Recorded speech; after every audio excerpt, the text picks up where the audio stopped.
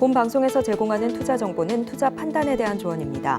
방송에서 제공하는 주식의 가치, 가격 상승 및 하락에 대해서는 방송사에서 보장하지 않습니다.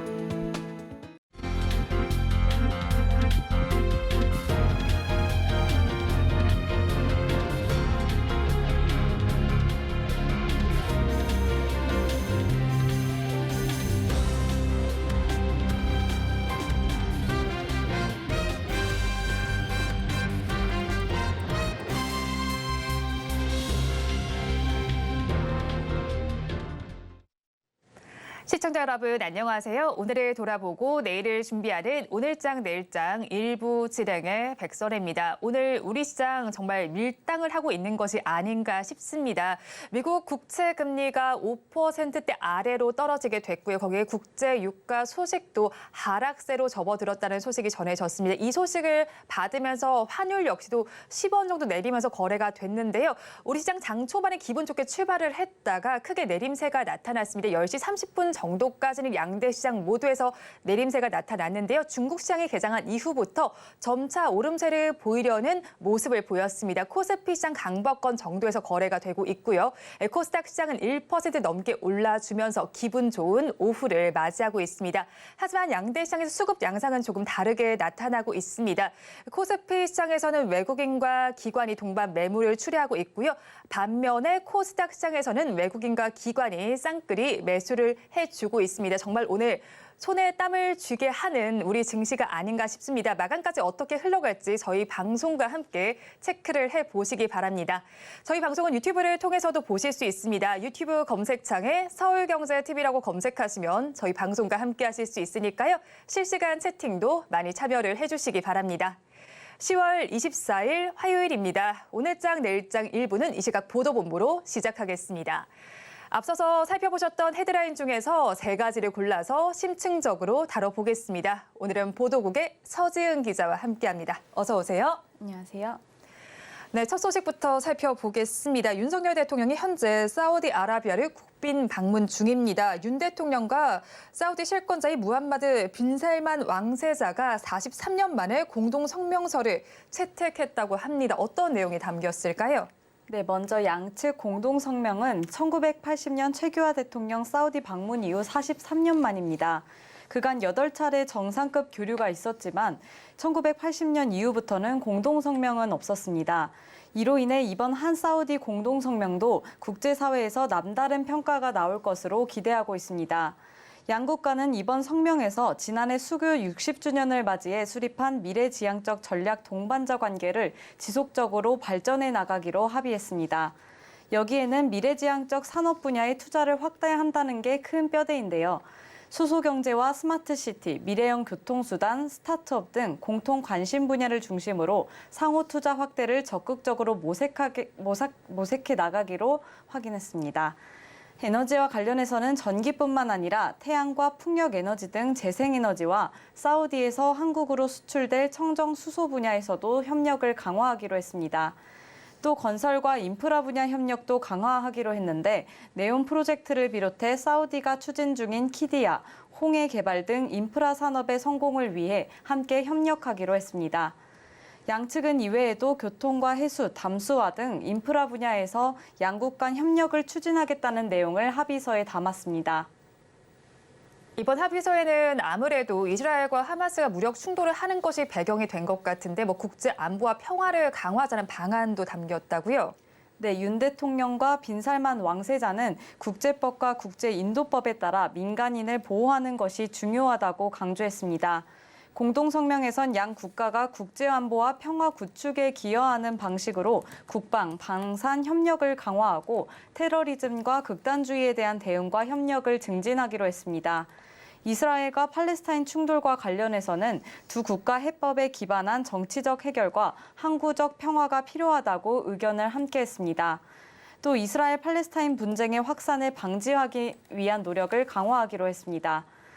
여기에 러시아와 우크라이나 전쟁을 두고는 무고한 사상자를 발생시키는 무력 사용은 어떠한 상황에서도 정당화할 수 없다고 지적했고, 북한을 겨냥해서는 핵과 탄도 프로그램 등 대량 파괴무기 확산을 저지하려는 유엔 안전보장이사회 결의 위반 행위를 규탄하기로 했습니다.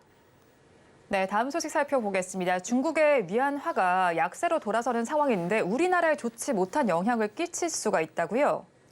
네. 한국무역협회가 오늘 내놓은 보고서 내용에 따른 것인데요.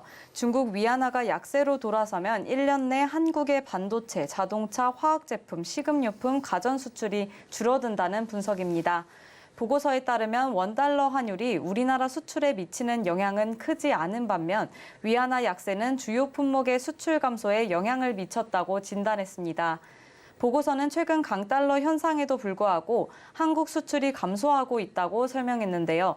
올해 미국이 기준금리를 4회 인상함에 따라 원달러 환율은 상승했지만 한국의 수출은 9개월 연속으로 감소세를 보였습니다. 하지만 중국의 산업 생산지수가 상승하면 한국의 수출은 감소했습니다. 그렇다면 여기서 중국의 위안화가 우리 수출에 직접적인 영향을 미치는 원인부터 살펴봐야겠는데요.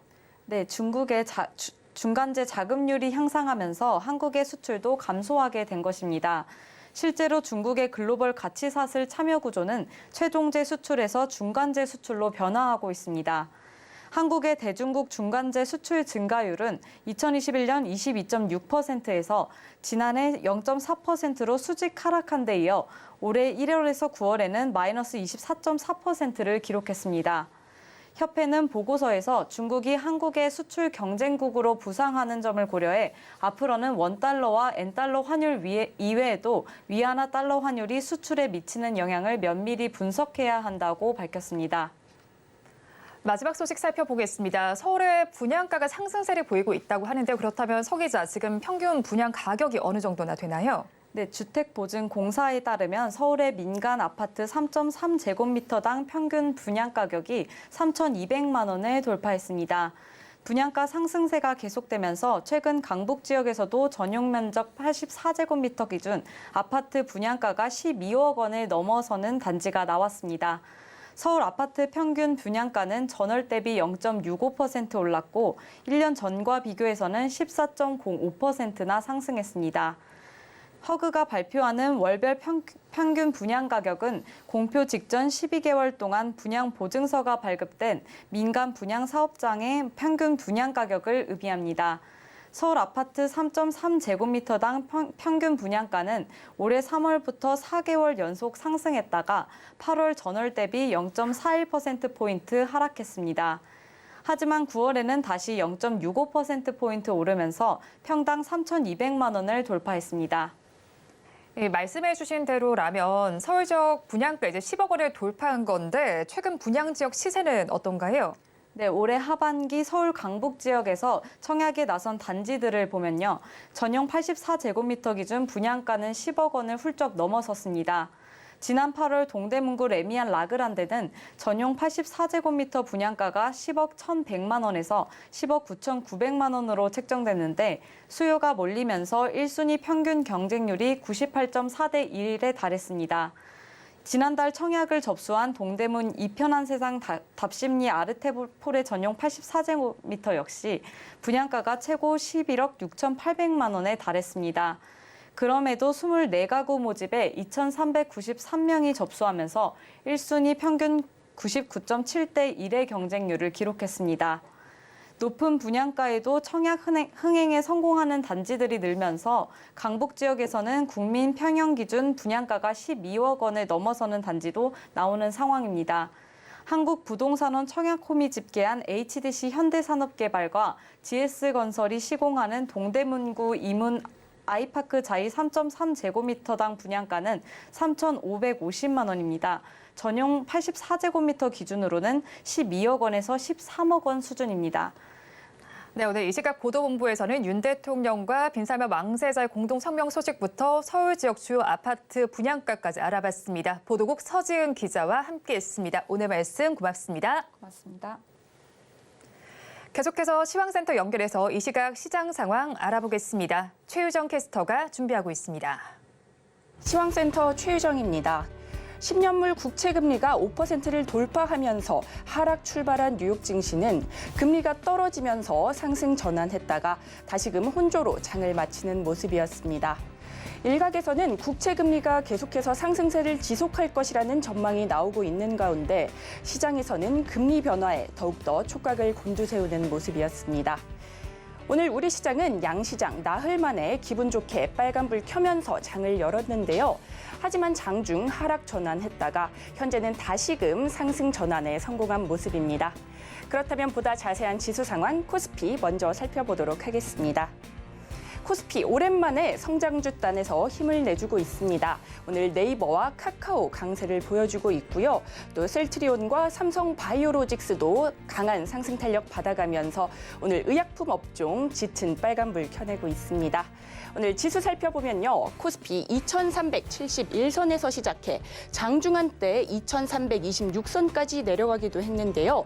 하지만 현재 다시금 플러스권으로 올라오면서 강보합권인 2367선에서 움직이고 있습니다. 이어서 수급도 살펴보도록 하겠습니다. 오늘 제조업 쪽에서 공방이 일어나고 있습니다. 기관과 외국인 제조업 쪽에서 대거 팔아내고 있고요. 그 물량을 개인이 모두 소화해내고 있습니다.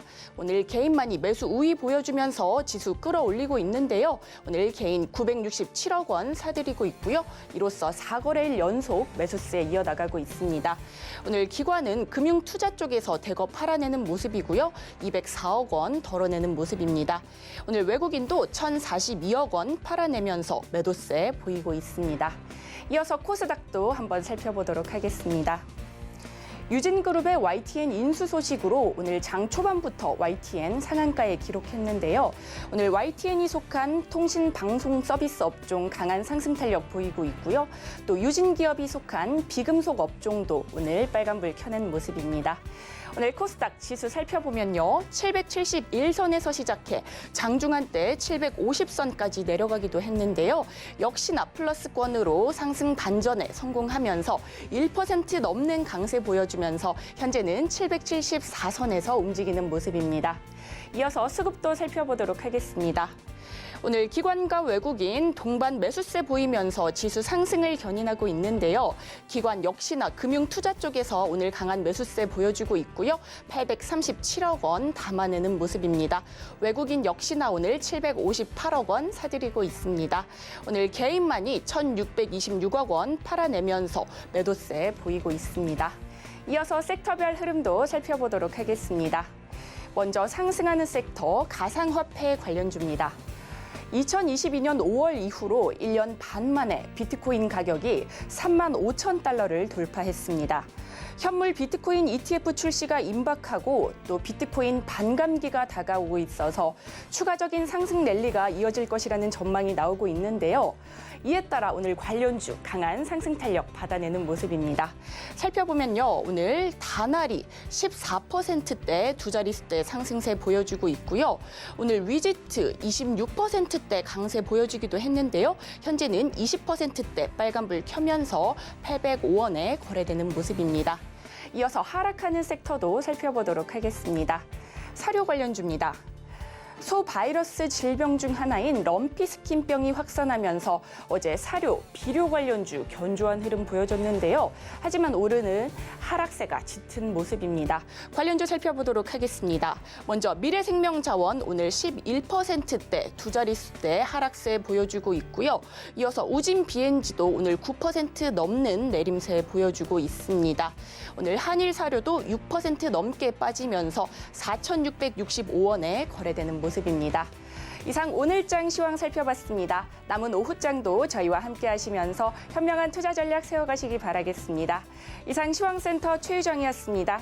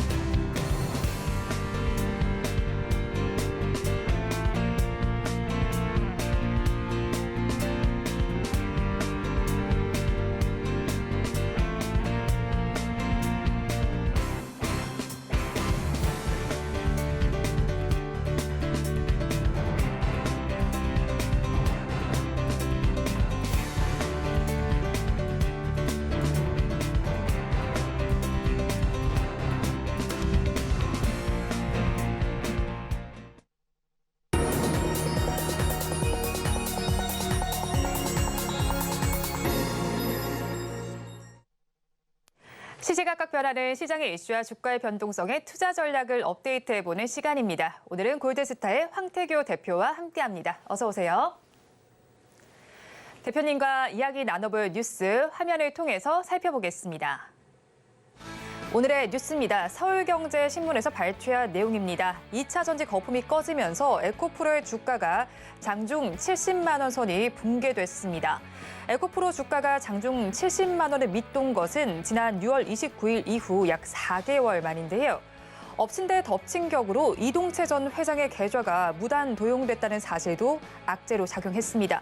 하지만 지금 시간 기준으로 2차 전지 섹터 전반적으로는 빨간불이 들어오고 있습니다. 자세한 내용 짚어보겠습니다.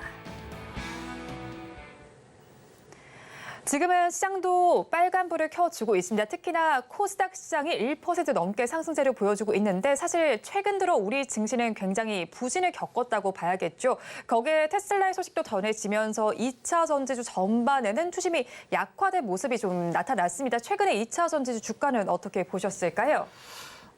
최근에 일전 그 2차 전지를 논하기 전에 저 글로벌 시장에 대해서 잠깐만 말씀을 드리면 러시아하고 우크라이나 전쟁이 아직 뭐 끝나지 않았고 휴전 상태에도 돌입하지 않았고 지속적이라는 거죠. 그리고 더불어서 이제 중동 분쟁까지 겹제적으로 겹악재로 작용하고 있는 가운데서 미국에 대한 10년물 국채 그리고 2년물 국채에 대한 금리가 이제 동반 상승을 하고 있다는 모습들이 향후에 이제 주가적인, 그러니까 증시적인 측면에서 불안 요소로 이제 지속적으로 될 수가 있겠다라는 것입니다.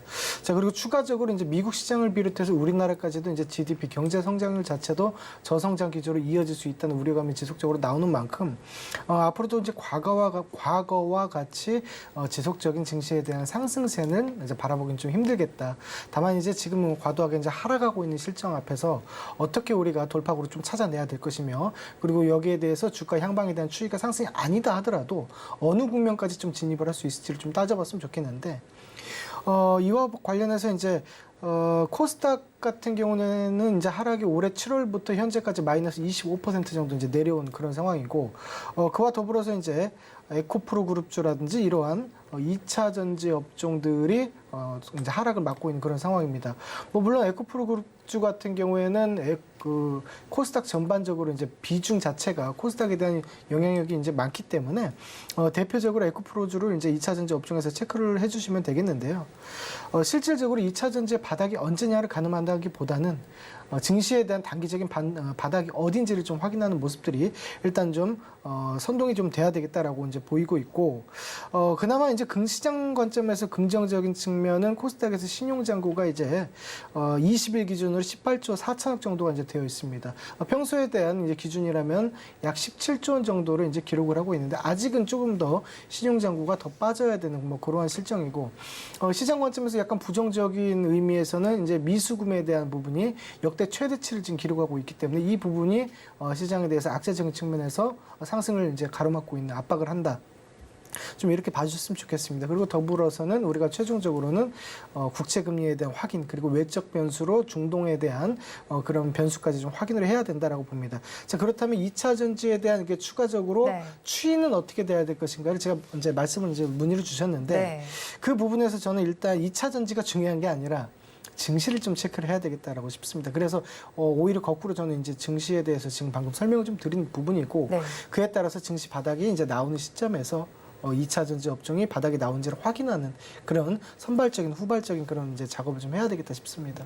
2차 전지주를 먼저 보시기보다는 시장이 저점을 잡았는지를 살펴보시고 그 이후에 2차 전지주 흐름을 살펴보면 좋겠다는 의견을 주셨습니다. 그런데 앞서서 대표님께서도 말씀을 해주신 것처럼 2차 전지 하면 에코프로 그룹주가 대표적으로 떠오르게 됩니다. 그런데 이동채 전 회장의 보유 주식 계좌 일부에서 본인의 동의 없이 제3자에 의해서 주식이 좀 팔리는 사건이 좀 나타났죠. 그러면서 에코프로의 주가 장중에 내려가는 지점은 68만 5천 원까지 내려갔다가 지금은 또 반등을 하고 있네요. 73만 9천 원까지 반등세를 보이는데 사실 고점과 비교를 해보면 에코프로의 지금 주가는 많이 낮아져 있는 상태잖아요. 추가로 좀 상승할 만한 요인은 찾을 수가 없을까요? 자, 일단은 얼마 전에 그 2차 전지에 대한 이제 인버스 ETF가 이제 상품으로 이제 나왔고, 그리고 동시에 공매도 세력에 대한 거래가 2차전지 쪽으로 집중이 됐단 말이죠. 그러면 당연히 에코프로 그룹 쪽, 그러니까 2차전지 쪽으로 해서 호재가 지금 없는 상태인데 이제 어제 같은 경우는 장 마감 이후에 뉴스기사에 이동채 전 회장이 보유 주식 중에 일부인 2,995주에 대한 장내 매도가 16일부터 19일까지 이루어졌다는 거죠. 뭐 본인은 매도하지 않았다고는 하나, 뭐 실질적으로 이제 매도가 이제 된 상태고 기존의 에코프로비엠의 미공시 정보를 활용해서 시세 차익을 얻어서 이제 그 형을 좀 받게 됐죠. 그런 부분까지도 있기 때문에 저 같은 경우는 이번에 이동채 회장이 뭐 매도하지 않았다 하더라도 의구심이 드는 건 여전하고요. 실질적으로 에코프로에 대해서는 제가 좀 이렇게 긍정적인 측면에서 보는 것들은 단 한 가지입니다. 뭐냐면 과거에 에코프로 그룹주가 이제 상승을 했을 때 미래 가치 약 20년, 뭐 10년 이후에 대한 가치까지도 현재에 대한 반영을 해서 그렇게 폭등을 했단 말이죠. 자, 그렇다면 그거에 대한 이제 실적이 최근에 이제 실적 발표를 했을 때 시장 전망치보다 하회를 했기 때문에 실적에 대해서도 좋지 않은 평가가 이루어졌다고 봅니다. 자, 그렇다면 이미 실적이 나와버렸기 때문에 다음 분기의 실적에서 최근에 나온 실적 대비해서 조금이라도 우상향하게 된다면 주가에 대한 하락은 어느 정도 좀 다져가는 과정들이 좀 나오지 않을까라는 그런 긍정적인 요소는 하나 좀 보이고 있는 그런 상황입니다. 네, 일단은 실적적인 측면을 확인해 볼 필요가 있어 보이는 시점입니다. 이동채 전 회장의 리스크가 나와 있는 상황 속에서 앞으로의 실적 흐름을 체크를 해보시길 바라겠습니다. 그렇다면 또 금양에 대해서도 또 살펴봐야겠죠. 금양 역시도 오늘 장에서 빨간불과 파란불을 좀 오가면서 켜고 있습니다. 지금은 강박권 정도에서 거래가 되고 있는데 블록딜 여파로 좀 급락세를 보였습니다. 그런데 MSCI 편입 이슈도 있는 만큼 앞으로 주가가 상승으로 전환할 가능성은 있지 않을까 해요. MSCI 선진지수에 대한 편입 가능성이 어느 정도 주가가 조금 유지가 되면서 하락하지 않으면 좀 가능할 수 있는데 최근에 2차전지 업종 뭐 통틀어서 뭐 다른 섹터들도 마찬가지겠지만 하락이 있었기 때문에 주가 하락으로 인해서 MSCI 선진지수에 대한 편입이 혹시라도 불발될 수도 있겠다라고는 보입니다. 뭐 이러한 부분들은 지속적으로 좀 체크를 좀 해봐야 되겠지만 어찌됐든 주가적인 측면에서는 현재 7월 말에 7월 26일 날 19만 4천에 대한 고점을 형성하고 그나마 다른 2차전지 업종보다는 주가에 대한 반영이 그 주가에 대한 바닥이 어느 정도 좀 지켜주고 있는 그런 모습이기 때문에 이러한 요인에 대해서는 일단 좀 긍정적으로는 보입니다. 자, 그리고 그 지난 20일 날 그 금요일이죠. 금요일에 기타법인에서 금양 150만 주가 이제 특별 관계자인 KJ 인터내셔널하고 KY 에코에서 보유 지분 약 2.58%에 해당하는 부분들이 이제 매도가 나왔죠. 그러한 매도에 대해서 이제 확인해 보니 이제 투자 자금 마련을 위해서 매도를 했다라는 거죠. 그렇다는 것은 다시 얘기해서 금양 자체에서는 유보율, 즉 이제 현금화된 자산이 유보금이 좀 적다는 것을 뜻하고 주식을 매각함으로써 그거에 대해서 자금으로 투자 자금을 쓰이겠다라는 겁니다. 어찌 됐든 현금 보유가 약하다는 건 단점이 될 수 있겠지만 그러한 부분들을 커버하기 위해서 매도를 했고 그래서 그 현금 자산으로 재투자를 마음 먹었다라는 것은 일부 어느 정도 긍정적인 요소가 좀 될 수 있겠다라고 봅니다. 그래서 저는 이제 금형에 대한 그 주가 상승에 대한 전환이 실질적으로 봤을 때는 차트 잠깐만 보여주시면 네. 이제 월봉인데요.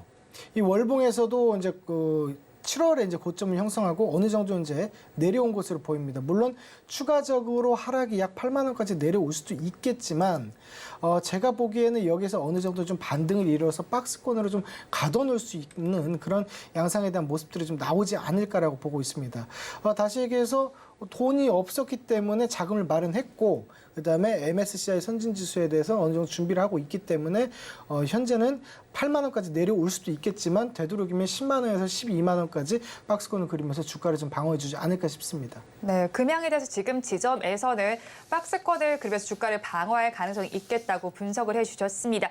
그런데 역대급 반대 매매로 2차 전지 신용융자도 급감을 했습니다. 거기에 관련주 전반이 내리막길을 걷고 있지만 지금 사실 전반적으로 많이 내려갔기 때문에 고평가 논란이 지금쯤에 또 해소될 수 있지 않을까 하는 생각도 들기도 하거든요. 이 부분에 대해서는 어떻게 생각하시나요? 물론 또 2차전지 업종 자체가 이제 과도한 상승을 했기 때문에 재무적인 관점에서 FI 관점에서는 이제 당연히 고평가 논란이 있을 수밖에 없습니다.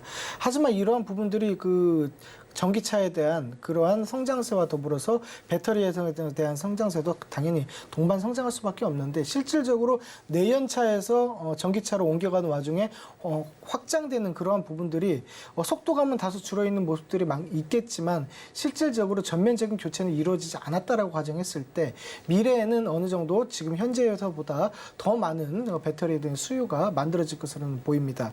자, 그러한 부분으로 봤을 때는 저희가 지금의 현재 가치를 평가했을 때는 과도한적인 고평가의 논란에 휩쓸릴 수밖에 없는 상황이긴 하지만 추후에 시간이 장기간 5년, 10년 흐른 뒤에 재평가 구간에서는 오히려 적정한 주가를 찾아가는 모습들이 좀 나오지 않을까라고 보고 있습니다.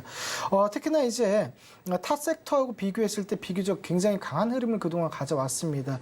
지금 현재 시점에서 코스피 코스닥 전 업종을 대비해서 봤을 때는 실질적으로 52주 신저가 종목이 약 한 3분의 2를 차지할 만큼 굉장히 많은 하락을 하고 있는 상황인데 이거에 비해서 이러한 부분에 대해서는 이제 다른 섹터에 비해서보다 2차전지 업종이 오히려 좀 힘이 좀 강하게 저는 갖고 있다라고 좀 보고 있고 실질적으로 업종에 대한 고민이 아니라 시장에 대한 좀 고민을 좀 하면서 2차전지 업종에 대해서 과연 고평가인가 적정한 주가에 대한 수준을 유지하고 있는가에 대해서 확인해 볼 필요는 추후에 해서도 무방하다라고 보입니다.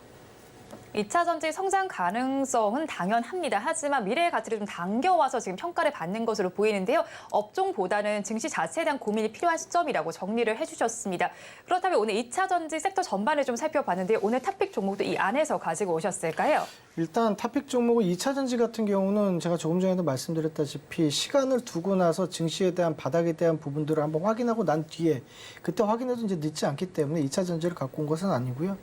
오늘 같은 경우는 이제 어제 오늘에서 이제 새로운 모습들이 나오고 있습니다. 최근 이제 뭐 뉴스를 보시게 된다면 조금 전에는 이제 크렘린궁에서 이제 러시아 대통령이 그 심장에 대한 문제로 그런 발작이 있었다라고 또 나오고 그리고 그 이스라엘 쪽으로 보면 이제 중동 쪽에서는 휴전에 대한 얘기들이 어느 정도 일부분 나오고 있기 때문에 오늘 재건주 같은 경우가 굉장히 활발한 움직임이 좀 보였고 네옴시티 관련해서 움직임이 좀 나왔습니다. 자, 그래서 제가 오늘 갖고 온 그 종목은 신스틸이라는 종목입니다. 칼라강판 철강 코일센터 사업을 하고 철강제를 가공하고 있습니다. 우크라이나에서도 그렇고 그다음 이스라엘에서도 그렇고 어느 정도 재건에 대해서 이제 실질적으로 이제 사업을 하려면 철강에 대한 수요가 높아질 수밖에 없습니다. 기존에 이미 뉴스에서 이제 나온 바가 있다시피 철강이 뭐 36,000톤인가요? 굉장히 좀 많이 필요하다고 하는데 그러한 부분은 3,600만 톤입니다. 3,600만 톤이 필요하다고 하는데 그러한 부분에 있어서 이제 수혜주가 이제 될 수 있겠다라고 이제 보였기 때문에 픽을 하게 됐고 매수가는 현재 지금 3,030원인데 3,000원 선에서 이제 진입을 하시면 되겠고요. 손절가는 짧게 오늘의 시가 정도 부분입니다. 2,850원 정도 이제 잡아주시면 되겠고요. 단기적으로 목표가는 제가 지금 3,700원으로 적혀는 있는데 실질적으로는 3,500원 정도까지만 봐주시면 좋을 것 같습니다. 탑픽 종목으로 신스틸 짚어주셨습니다. 지금까지 골드스타의 황태규 대표와 함께했습니다. 오늘 말씀 고맙습니다.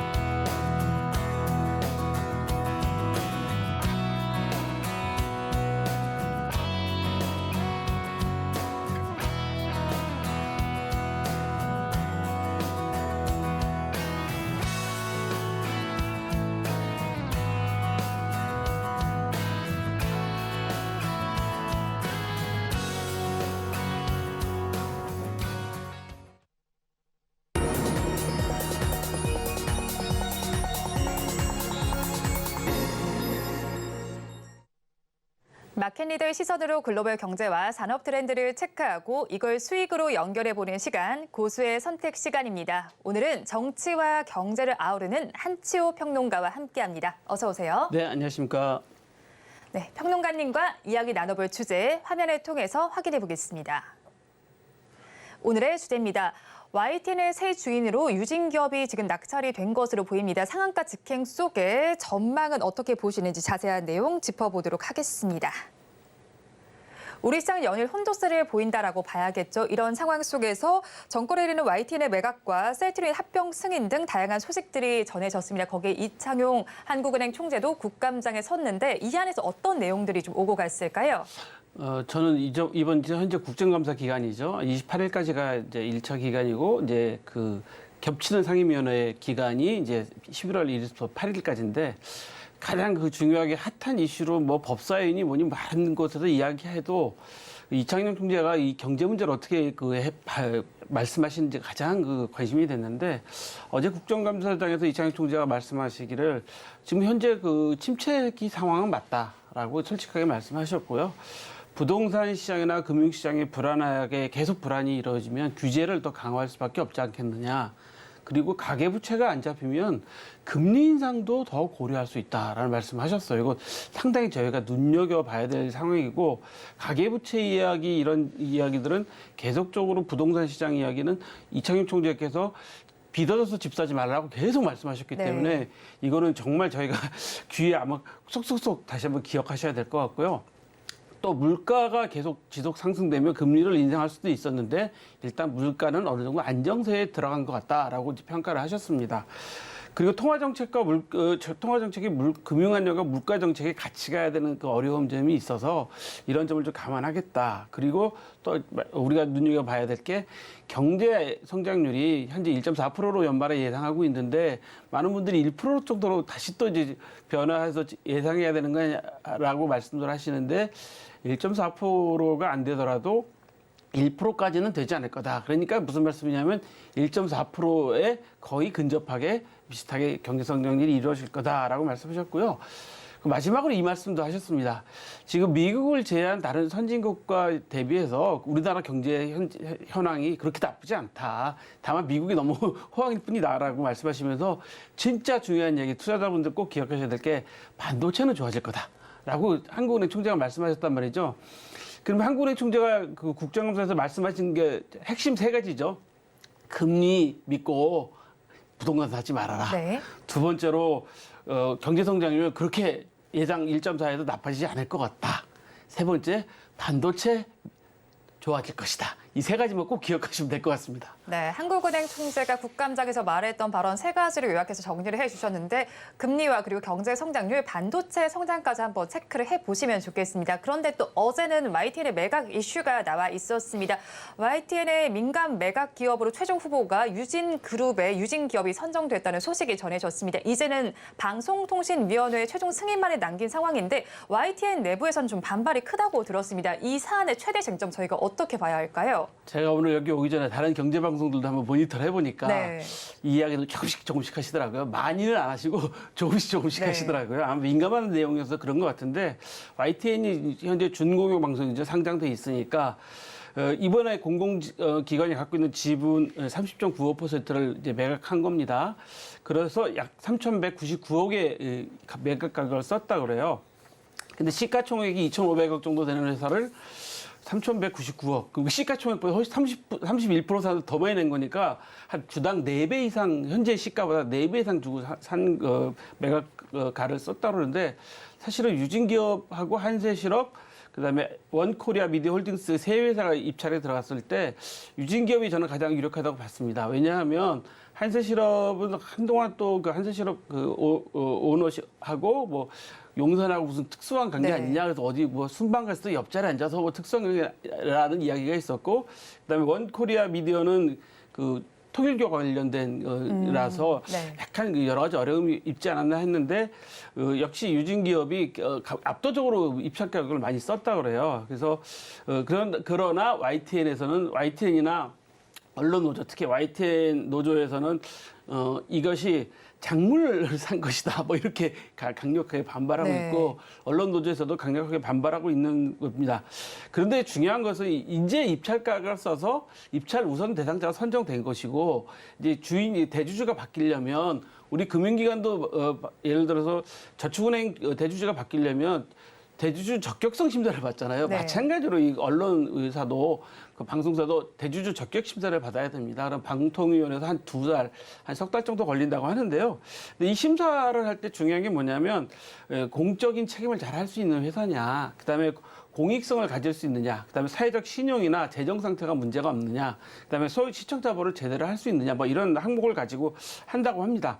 이런 평가가 통과가 돼야지만이 유진기업이 최종적으로 인수를 할 수 있는 것이고, 이 평가가 통과가 안 되면 다시 이제 부산되는 거죠. 네. 현재 유진증권 입장에서는 사실 그동안에 있었던 뭐 반노동 문제나 그다음에 유진증권에서 사고 났던 거나 오너가 그다음에 불법 때문에 리스크가 있었다든가 이런 것들을 이야기하고 있는데, 노조나 현재 언론 노조나 야당에서는 보도 채널을 민영화시키는 것은 사적 이익에 충실할 수밖에 없다. 그래서 뭐 기능에 문제가 있다라고 하는데, 사실 그렇게 생각해 보면 냉정하게 생각하면 CNN도 민영이기 때문에 네. 얼마나 이 보도 채널은 공정성을 잘 지켜주느냐, 중립성을 잘 지키느냐, 신속성이 있느냐, 뭐 정확하느냐, 뭐 이런 것들이 관건이기 때문에 좀 더 지켜봐야 될 것 같기는 합니다. 그러나 제일 중요한 것은 정부 의지가 워낙 매각하는 데 강력하기 때문에 이번에 뭐 크게 뭐 문제가 없다면 매각이 가능하지 않을까라고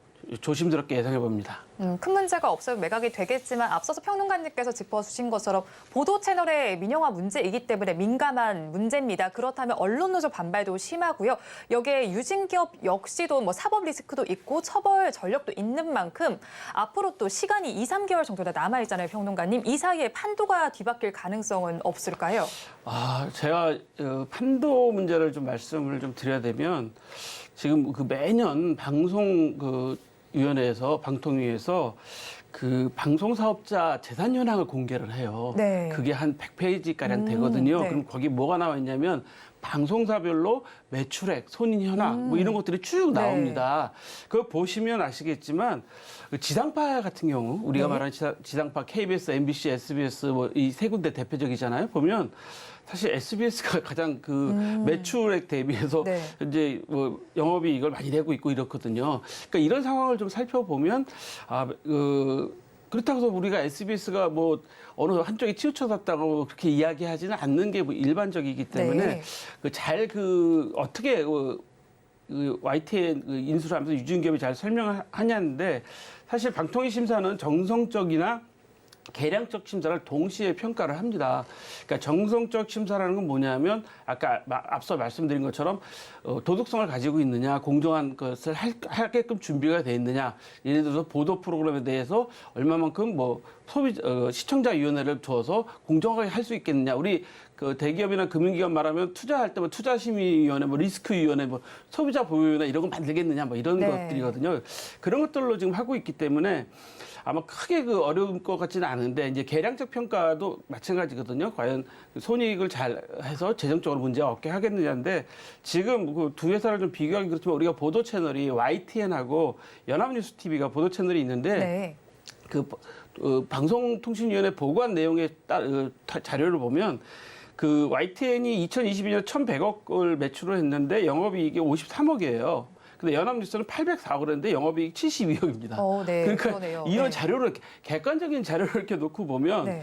YTN이 좀 더 이 경영에 있어서 좀 변화를 좀 가져야 되지 않냐라는 것을 지적할 수 있고, 이제 YTN 내부에서는 이제 우리는 보도 채널이기 때문에 그게 수익성 많이 추구하지 않는다라고 말씀하시겠지만, 이거는 이제 어떤 사회적인 정치적인 문제를 떠나서 그냥 재정적인 문제를 갖고 말씀을 드리면, 네. 사실 YTN이 지금 현재 뭐 남산타워도 갖고 있고 사옥도 있고 상당히 큰 회사 중에 하나인데, 이렇게 네. 경영에 있어서 약간 수익성, 실효성이 좀 떨어진다 그럴까? 그렇게 판단을 하게 되면 사실은 재정적으로 유진기업이 지금 과연 3,199억, 3,200억 가량 지금 주고 사는데 얼마나 잘 운영을 할 수 있을 것이냐. 유진그룹의 경영 능력도 보겠죠, 당연히. 네. 그래서 그런 것들을 다 해서 특별한 문제가 앞으로 발생되지 않는 가능성이 높아 보입니다. 다만 두 가지가 이제 현재 강대강으로 부딪히고 있어요.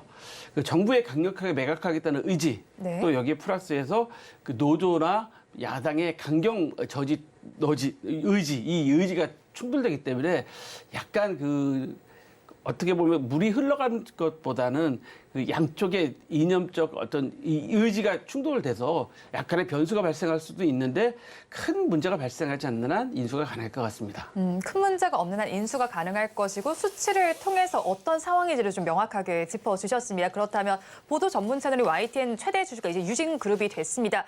그러면 일단 이 유진그룹이 어떤 곳인지를 좀 알아봐야 할 건데 과거에도 미디어 전문 기업으로 도약을 하려는 그런 시도를 했다고 알고 있습니다. 약 계열사에도 50개나 되는 걸로 알고 있거든요. 어떤 기업일까요?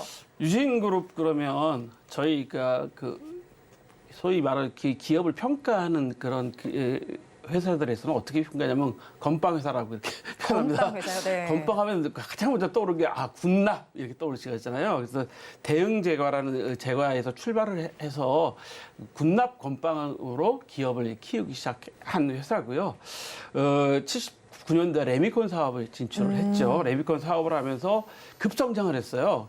이게 급성장을 할 수밖에 없었던 게 레미콘의 특성상 대도시 주변에 있습니다. 그러니까 쉽게 말씀드리면 서울, 인천, 뭐 신도시 개발하는 근처에 레미콘 회사들이 많이 있는 거죠. 왜냐하면 레미콘이 이동 시간이 있기 때문에 가까이 있을 수밖에 없어요. 그래야지 그 가격도 낮출 수 있고. 그 대표적인 게 여러분들 별내 신도시 개발할 때 이야기 들으셨는지 모르겠지만 별내 신도시에 윤진 레미콘 공장이 있었습니다. 그런데 별내 신도시 거의 완공 다 될 때 마지막에 철거를 했어요. 왜냐하면 거기 별내 신도시에 건설하는 레미콘을 거기서 다 공급해 줬거든요. 그래서 아마 급성장이 신도시로 개발이 됐고 그 후에는 이제 건설 자재, 레미콘이니까 당연히 연관성 네. 있는 거겠죠. 그다음에 이제 금융. 서울증권 인수해서 유진증권이나 그 4개 금융 계열사를 가지고 있고 그 건설 자재나 관련된 유통회사들, 그다음에 이제 레저 회사들도 갖고 있고요. 물류 회사들 갖고 있어서 계열사 숫자로는 한 50여 개 된다고 하는데요. 뭐 레저는 골프장도 갖고 있고요. 뭐 이렇기 때문에 상당히 그 많은 계열사를 갖고 있고 재계 순위 한 78위 정도 된다고 이야기하는데 사실 그 건설 경기 어려울 때 네. 하이마트도 인수했다 매각을 했고요. 그다음에 로진택배도 인수했다 매각을 한 그런 경험이 있습니다. 그러니까 어려우면 본인들과 그 별로 관련 없는 회사들은 매각해서 기업을 좀 착실하게 해갖고 왔다라고 하고 있고 지금 3세 경영인이 들어와서 경영을 하고 있는 회사라고 아시면 될 것 같습니다. 네, 업력도 꽤 긴 것 같고 계속해서 사업 전략도 다양화하는 기업인 것 같습니다. 그렇다면 한편 또 전 거래를 살펴보고 YTN은 매각 이슈를 소화하면서 급락을 했는데 오늘 장에서는 지금 살펴보면 급등세를 보입니다. 30% 가득 채워서 올라가고 있고요. 유진기업 역시도 오름세를 좀 보이다가 지금은 4% 정도까지만 좀 제한적으로 상승을 하고 있는 상황입니다. 그렇다면 과거의 매각 이슈에 따라서 기업들의 주가 향방도 저희가 좀 패턴을 봐야겠죠. 어떻게 흘러갔는지 궁금하고요. 그럼 이번에 이 두 기업의 경우에는 어떻게 주가가 달라지게 될까요? 지금 제가 오전에 방송 준비랑 하면서 보니까 상한가를 유지하고 있더라고요. 네. 상한가가 7,800원인데 그 유진기업은 15% 상승할 정도고 9월 8일 날 그 매각했을 때는 11,460원까지 올라갔었어요. 그래서 52주 최고가를 기했고 작년에는 10월 25일에 5,260원으로 최저가를 기록했었습니다. YTN이. 자, YTN하고 그 유진기업, 그러니까 유진기업이 YTN을 인수하는 거잖아요. 일단 YTN에 대해서는 그 주가는 계속 우상향할 가능성이 높다. 왜냐하면 제가 아까 좀 설명드린 것처럼 같은 보도 채널끼리도 약간 매출 대비해서 순이익률이 떨어지는 그런 네. 실제적으로 수익성이 떨어지는 부분이 있기 때문에 이것을 제대로 어느 사실 어떻게 보면 준공기업이기 때문에 준공공 기업이었기 때문에 주인이 없다고 말하기는 좀 너무 과한지 모르겠지만 네. 좀 더 책임 경영을 하게 되고 좀 더 실효성을 높이고 수익성을 높이려고 하면 훨씬 더 기업 내용은 좋아지지 않겠습니까? 그렇다고 보면 많은 투자자들은 앞으로 YTN이 좀 더 경영이 개선되겠다. 특히 재무 쪽으로는 많이 개선될 것으로 예상한다라고 이제 생각을 하실 거기 때문에 현재 우상향이 가능성이 상당히 높고요. 유진기업은 지금 조정 후에 완만한 상승이 예상되죠. 유진기업도 15% 올랐다 지금 말씀하신 것처럼 현재 시각으로 4% 정도 상승이니까 좀 떨어졌지만 유진기업은 어떤 입장이죠? 돈을 투여해야 되는 입장이잖아요. 그러니까 유진기업 입장에서 돈을 마련해서 이 회사를 인수해야 되니까 투자를 하는 입장인데 네. 그 투자에 대한 확실성에 대해서 처음에는 장밋빛으로 보겠지만 막상 이제 실사를 하게 되고 그 기업에 들어가서 실사를 하게 되고 기업을 인수하는 과정에서 소위 말해서 구조조정 작업도 좀 해야 될 것이고 여러 가지 수익성 높이는 작업을 하다 보면 유진기업에서 투자한 일단 돈이 투자가 됐으니까 유진기업 입장에서는 당장에는 일단 여러 가지 수익성이 좀 악화되는 요인이 될 수도 있을 겁니다. 다만 유진기업도 YTN이라는 큰 언론 보도 채널을 인수함으로써 조정 후에 완만하게 상승세를 탈 긍정적인 신호를 보여줍니다.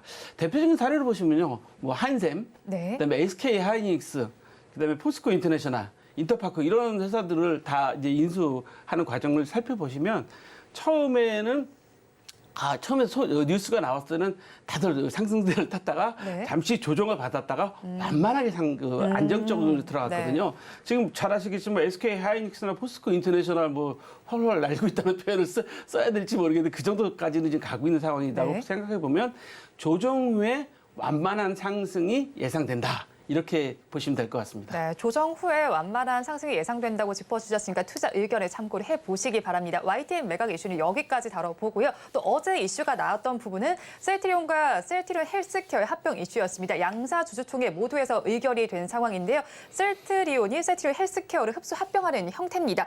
그렇다면 합병 후의 시너지는 저희가 어떻게 볼 수 있을까요?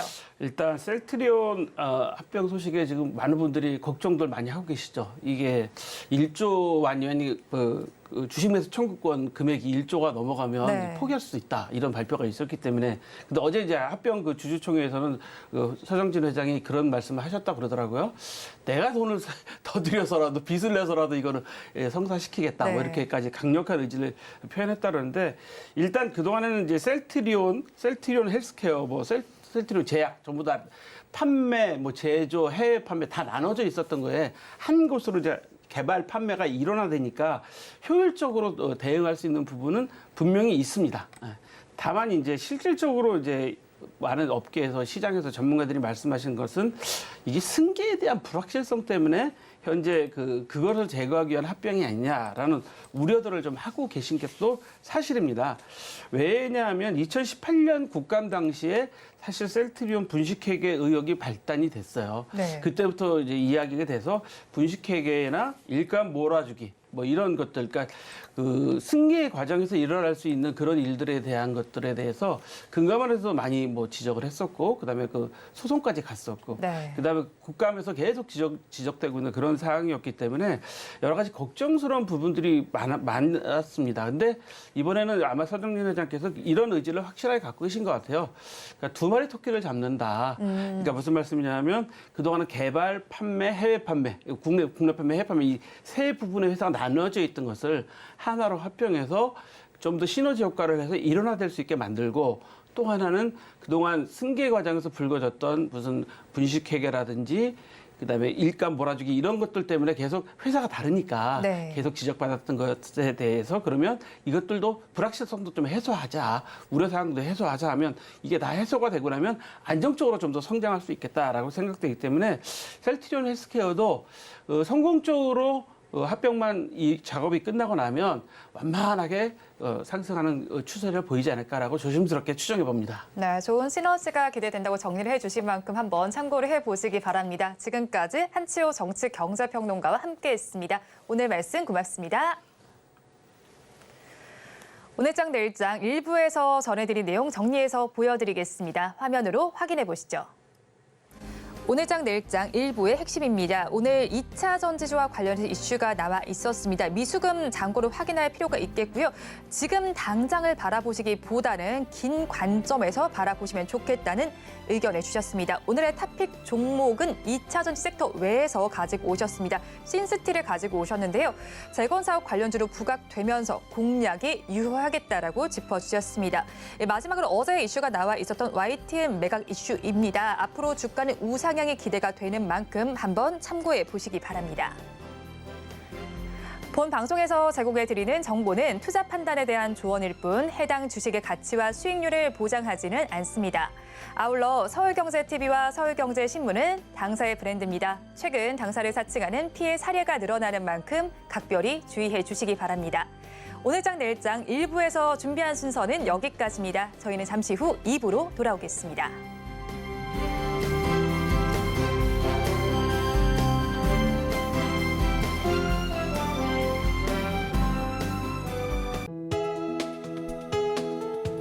본 방송에서 제공하는 투자 정보는 투자 판단에 대한 조언입니다. 방송에서 제공하는 주식의 가치, 가격 상승 및 하락에 대해서는 방송사에서 보장하지 않습니다.